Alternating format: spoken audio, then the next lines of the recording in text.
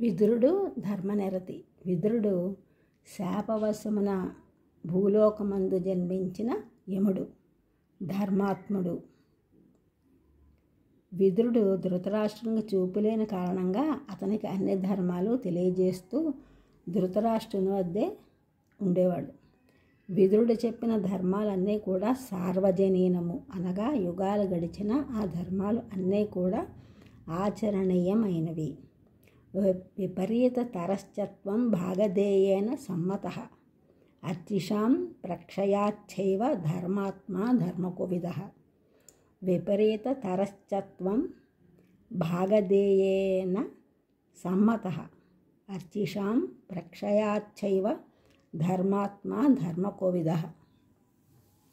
ధర్మరాజులో ఉన్న రాజలక్షణములు ఏ కొంచెము లేని కారణము వలనను అందరికీ ద్వేషింపదగిన వాడవైన ఓ ధృతరాష్ట్ర, చూపులేని కారణమున నిన్ను రాజ్యమేలుటకు ఎవరూ ఒప్పుకోలేదు.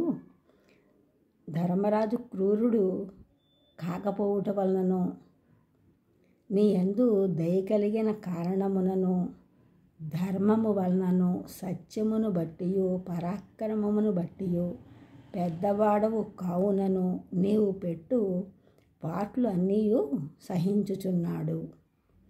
ఆ విధంగా విదురుడు చెప్పిన ధర్మాలు విదురనీతిగా ప్రఖ్యాతమయ్యాయి. ఈ ఛానల్ చూసిన వారందరూ కూడా సబ్స్క్రైబ్ చేయండి, షేర్ చేయండి, లైక్ చేయండి, కామెంట్ చేయండి. సబ్స్క్రైబ్ చేసిన వారందరికీ కూడా కృతజ్ఞతలు. షేర్ చేసిన వారు, లైక్ చేసిన వారు, కామెంట్ చేసిన అందరికీ కూడా ధన్యవాదములు.